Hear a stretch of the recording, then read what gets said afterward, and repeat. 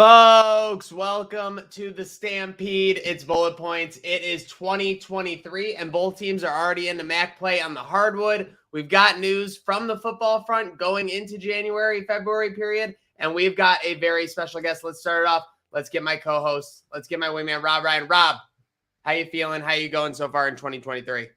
I'm feeling great. Besides UB, we're not going to talk about that. Maybe other sports are not feeling so great, but UB, they're on a roll. You know, maybe the men's team got a little hiccup. The women's team the game before got a little hiccup, or to start the year got a hiccup to start the MAC play. But we're feeling good. A lot higher expectations than anyone could have asked for either team right now. So, I mean, how could you be not happy right now about the state of UB athletics? Seriously, over the last month, you've got a bowl win. You've had men's coming into form, and for the most part, even though I know you've got some nitpicks to make, and women's has been greatly exceeding expectations as far as the output and the production on a nightly basis. Speaking of production, speaking of getting it done, speaking of exceeding expectations, let's get him in here. If you're on the bull front, you've seen him.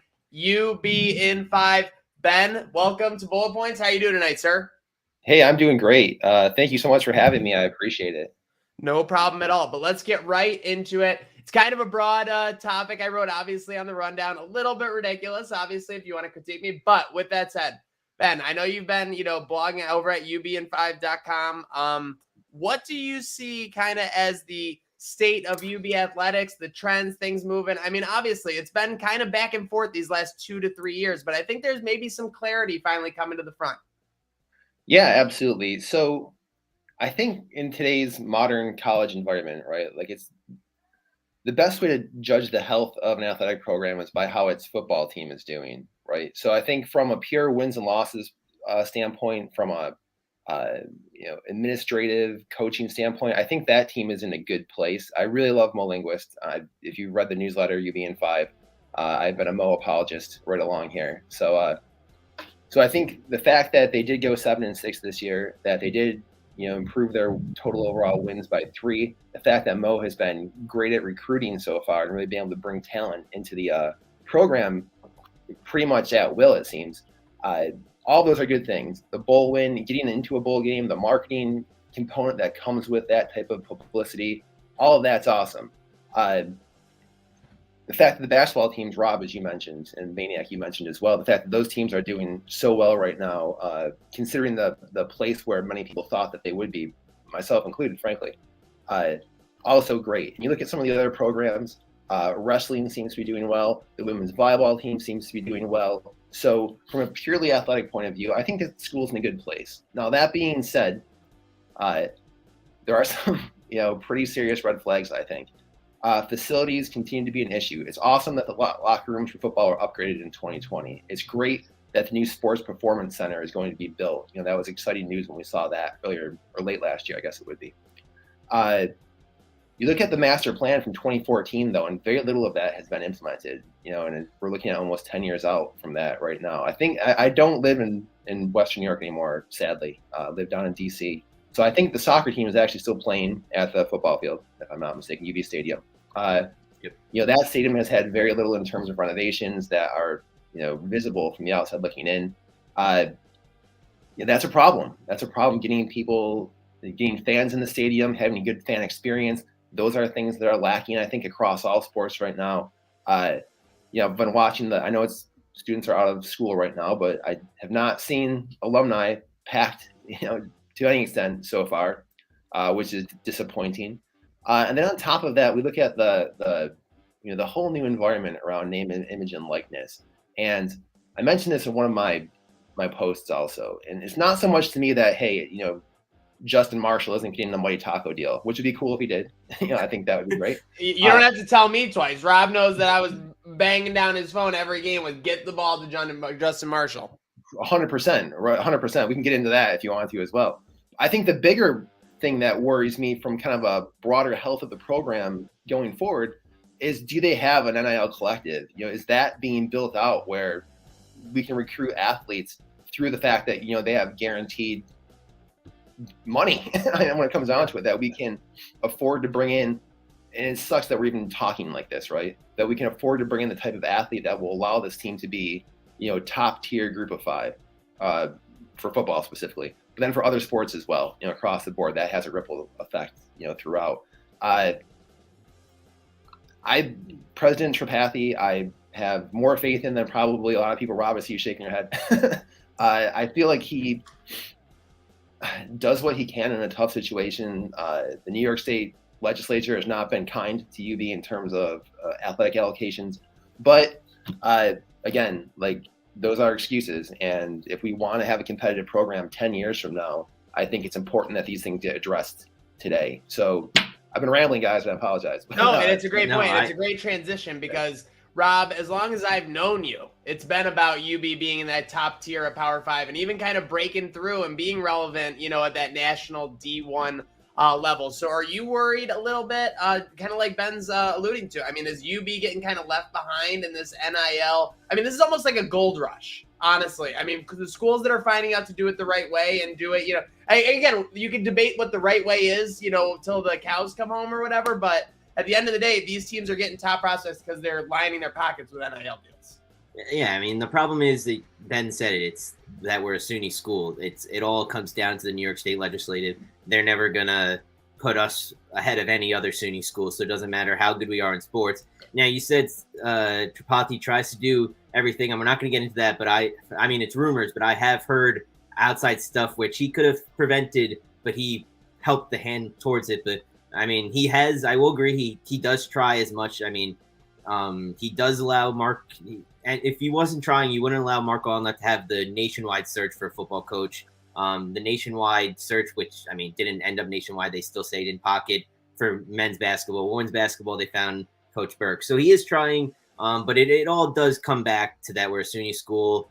We saw it at first. We saw it when, I mean, it started with a ripple effect of Hurley, and then it went to Oates, and now we're seeing it more in other sports. In football, we're seeing Lance to Mo. Who knows if Mo continues up the recruiting trend if he's gone in a few years. Becky Burke is a quick developer from her past few opportunities. Who knows how long? Yep. Yeah, who knows how long she'll be here. The problem is I think that's the way that Allnut and Tripathi are going right now, where it's just get these big names few years and just keep going, which is obviously not going to be sustainable. You can already see from basketball, which they didn't go that route. Maybe if they went that route, maybe they would be still talking about where Oates' teams were relatively around it, not a bottom 50 Ken Palm school, which we are right now. So you never know what would happen if we weren't a SUNY school. Seriously, but hey, we are a SUNY school and we got to work with what we got. Let's talk about football here. Let's start out. We got some news. What was it? Official today? I think it was It was kind of breaking the last 36 hours or so. There were some leaks out there. I saw in UB&5, Shane Montgomery out at offensive coordinator. This has been a point for a lot of UB fans over the last year and a half, 2 years, of course. I think, Mo's defense has been, for the most part, opportunistic when it could be, and it would almost keep them in games, but then you would have frustrating, stagnant offense when you needed it most. It is interesting. I was looking at the Buffalo News, and you look at the ranks, in the MAC overall, yeah, 7th in yards, 7th in points, and 5th in rushing yards. I guess that's just enough to be frustrated and not get it done. So the search begins for Coach Mo. He's going to need, a defensive backs coach, a special teams coach, and an offensive coordinator. I mean, if there's one thing the guy can do, it's recruit, right? And 100%. I believe, Ben, you've been circling a name, right? Has it been you? It's not been me, actually. No, I think it's been Sidelines Buffalo. It's been circulating the Holy Cross offensive coordinator who, I mean, Coach Mo, Buffalo, right?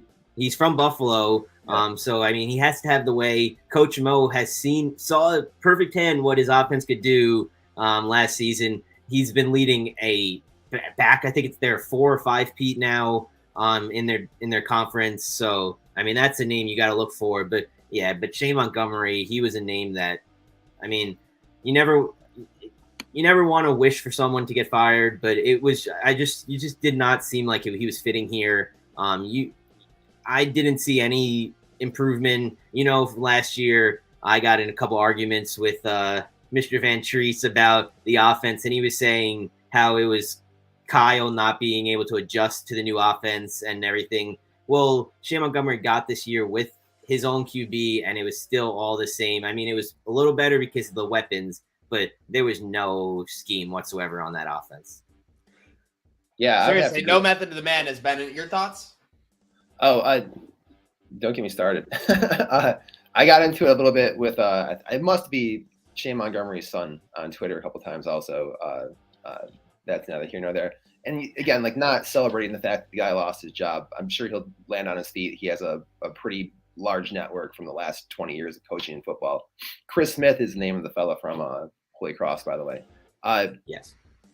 So, I mean, we saw the games, right? Like, and stats are fine. There are lies, damn lies, and statistics, as former Western New York resident Mark Twain once said.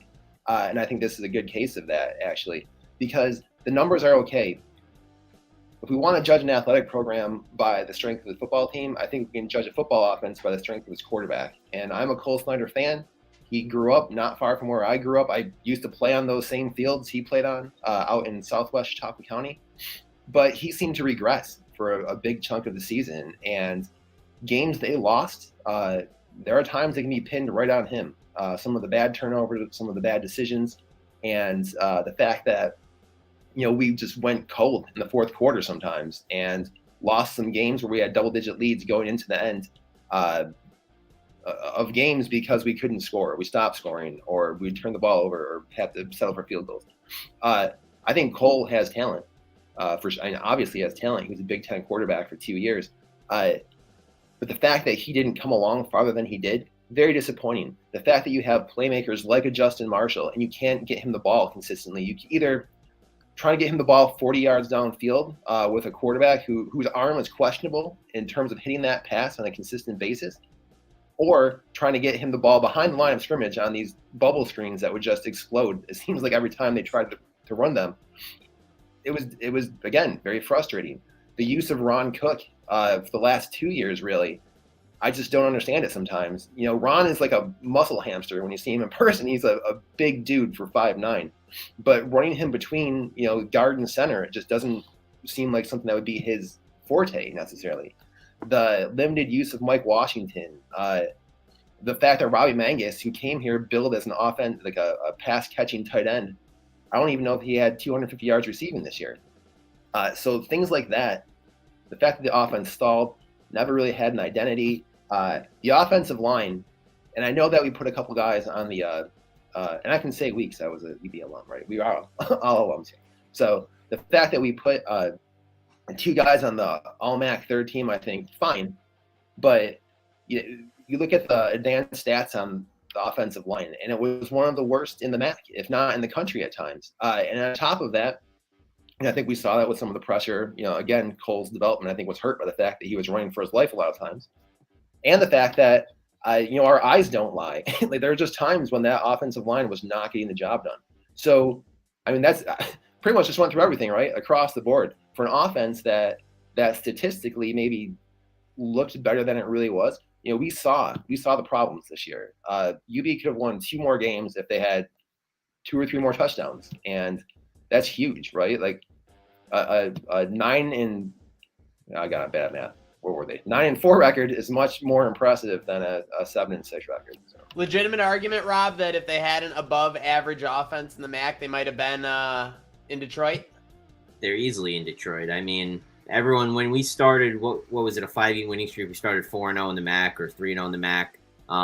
Everyone was like, "There's no way we don't make it," and then we rattled off losing 5 straight. But I mean, if we had some sort of process on offense, we win pretty much all those 2 games, like Ben said, that we blew multiple score leads, which may I add back-to-back years. So, I mean, it was a problem for Montgomery multiple years with this, just letting up leads like it was nothing. But I do believe we are playing in Detroit. If we have some sort of you just need a couple more plays, like actual called plays, and not whatever they were doing half the game. I mean, you want to go back to last season. Let's look at 2 of their wins last year. They won by 1 point against Old Dominion in a game in which their offense just completely disappeared in the second. Literally went at MIA. And they only won that game because the backup punter ran on the field.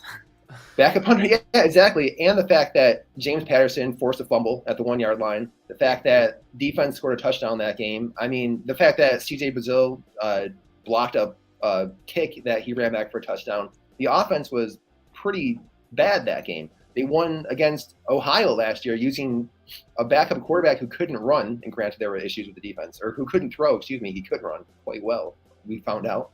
They won that game by 1 point, against a bad Ohio team last year. That's easily two more losses in a 4-win season. So, I mean, again, I think things will probably turn out okay for Shane Montgomery in the long run, but I think this is the best. They say that when someone needs to be let go, you're not doing them any favors by keeping them. So let him go find a job where he can be successful, as well as let us find a coordinator that can be a success for us. Okay. Hey, no, I could not agree more. Again, it was just very frustrating because you felt like last year, you had the Holy Cross debacle is what I would call it. But it felt like Coach Mo was getting a little bit better in the game situations. Felt like the team was better prepared on a weekly basis for the most part. And yeah, it was very frustrating when that offense would go missing, inconsistent, and kind of cost them throughout the year for sure. Speaking of the Bulls getting it done though, or so for the most part, depending on if you ask Rob or not. Men's and women's are into MAC play. Wanted to talk to both of you gents. So far, with both squads, and Ben, why don't you start us off here? Where do you see both squads relative to their expectations entering this year, or even as recently as 2.5 months ago? Well, I mean, geez, I think you have to say at this point they're blowing them to pieces. Let's start with the women who were picked to finish 10th in the MAC this year. Very competitive in that game against Kent State. Probably should have won that game against Kent State. It really comes down to the fact that Kent hit, I think it was 8 more threes that game than Buffalo did, and attempted 20 more threes than Buffalo did in that game as well. And UB didn't shoot free throws that game. UB makes 2 more free throws that game, a game in which they shot 50% from the line, and they take down the number 13 in the mid-major top 25 poll, and they're 3-0 in the MAC right now.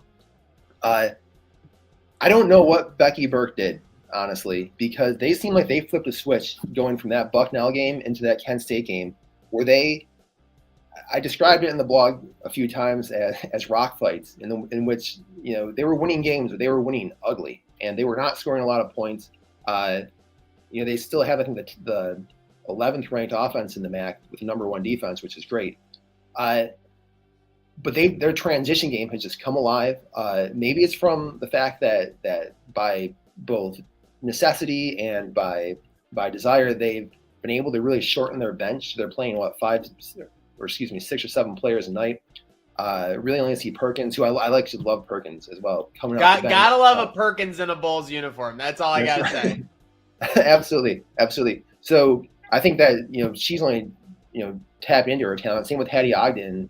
So you have basically 2 bench players there, and maybe that core group has just coalesced. Rashana Stone, who seemed like she couldn't buy a basket at times earlier this season, has just been amazing for the last 3 games. Zakiya Winfield, who I think maybe was a little bit tired last night in that win over Ohio, like her shot just was not there. 5'7" and is 10th in the country in rebounding. That's amazing. That is not enough people in Buffalo really don't know that, honestly. No. Top 10 in the nation in rebounding, 5'7". Unbelievable. It is. Jasmine Young, I think, does not get enough credit because of the great story, obviously, the 2 Glenville State players. But Jasmine Young, who missed a significant amount of time last year with personal issues, not only came back and was a borderline starter on a MAC champion team, but is the rock this year in a lot of ways. Scored 20 the other night. I could just go through the lineup. I'm so pleased with the way this team is playing. So proud of them. I think Coach Burke's doing a great job, and I'm a big fan there. Now, in terms of people I'm not a big fan of, Jim Weitzel would probably be on that list.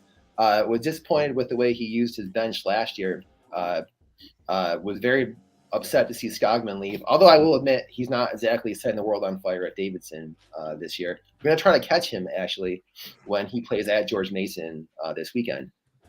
But yeah, I actually can't knock Weitzel for this year's performance. I think that what you see with this Bulls team on the men's side is what you get. And actually, when I publish my blog post, and I get into this a little bit, the things that we love about this team, the fact that they're fast, that they're aggressive, that they go for steals, that they attack the basket are the same things that are going to drive you crazy about this team at times as well, right? They're not great from three. When they miss steals, it really screws up their defensive rotations, and you see wide open threes and easy baskets at times. But who's going to complain, man? Like I was not expecting a team like this to come together. Zid Powell is just like this basketball nomad who's like a folk hero to me, anyways. Already, I've really been excited to see Foster, find his shot last night after some really bad shooting games. You're looking at guys like Isaac Jack, kind of this Canadian mountain man who's going to come down and be our 6'11" big man. Isaiah Adams, who was a Mr. Basketball. I'm just naming players at this point. But they're such a fun team. I thought that was missing from last year's team. This team is so much fun to watch. Last year's team just seemed like their minds were elsewhere at times. And this team it's an enjoyable 40 minutes every time. I don't know if they're going to win the MAC in the regular season. I doubt they will, because I think we're just going to see too many, frankly, dumb losses at times like we saw this week. But could they win the tournament? I wouldn't say these guys can't get hot for 4 or 5 games and go to the NCAAs this year. So I'm just along for the ride, man. I'm excited about this team. And Rob, it's always so funny. Just before I go back, I just want to add on to that last point where the last few teams, it was like no doubt, like they have a great chance to win the MAC because of those players. I know we all know them, but this is the year where it's like, this is the team that could possibly do it because they know how to run the offense. It may be ugly at times, like you said, all the things you mentioned. But the last few teams, it was way too much ISO, me first. You're getting back to the Oats of how that Oats offense was running. Pass first. I mean, some of these passes that we're seeing in these last few weeks with the multiple, 4 passes in a row, the freaking zoom pass from I forgot who it was, the Kitchell blocker between the legs. You're seeing that, and those are the things that make, like you said, make this team fun. But then you get into the good old white cell that we know. I mean, we saw it the other night. Took way too long for that team to make adjustments on the defensive end. We were seeing double teams, which would not work. They'd be able to get the pass every time. The pick and roll was working every time. They finally made adjustments going to that 2-3 zone, but it was just at points, it was like, you got to make these adjustments. You're calling 3 timeouts to make that same adjustment. Why can't you make that adjustment the first time? Free throws. I mean, you were shooting 55% in MAC play. All right, we'll go to where do both teams have to improve, since Rob couldn't hold back. But I couldn't hold back. We got free throws, obviously. And again, I want to say this real quick.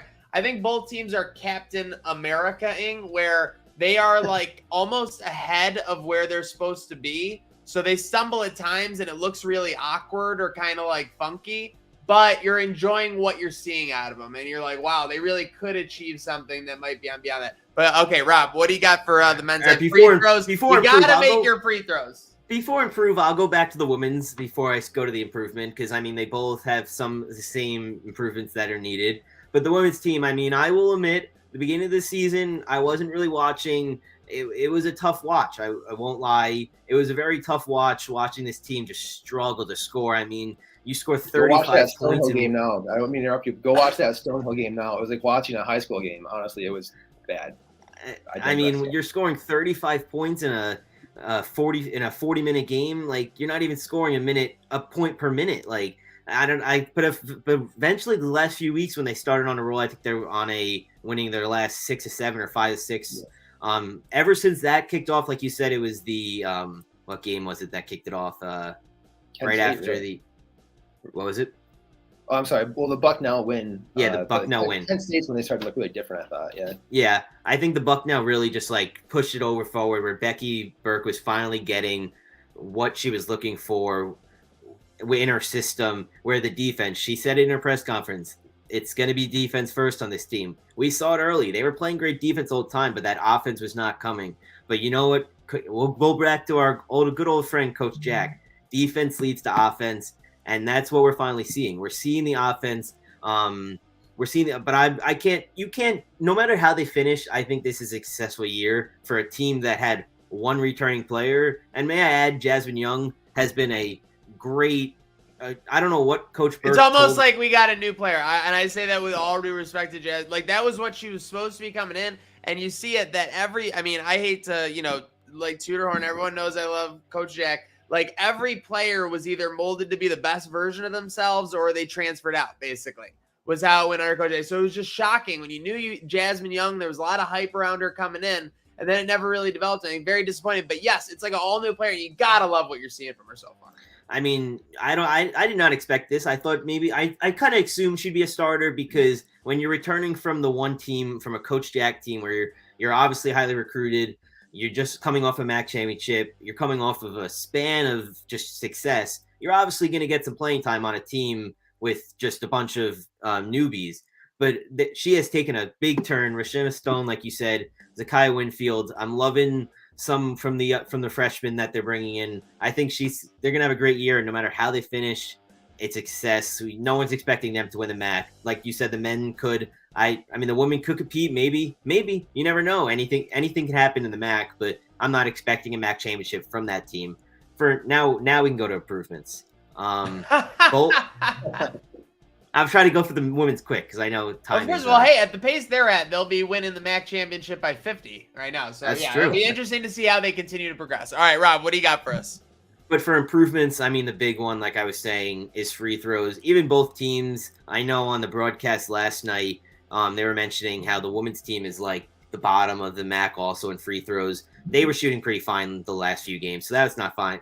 They may be picking it up, but the men's team, 55% since MAC play. Tuesday night, you're shooting 21 for 36. That is 15 points right there. You only lost by 11. That's the game right there. There's other things, like I said, the adjustments can happen.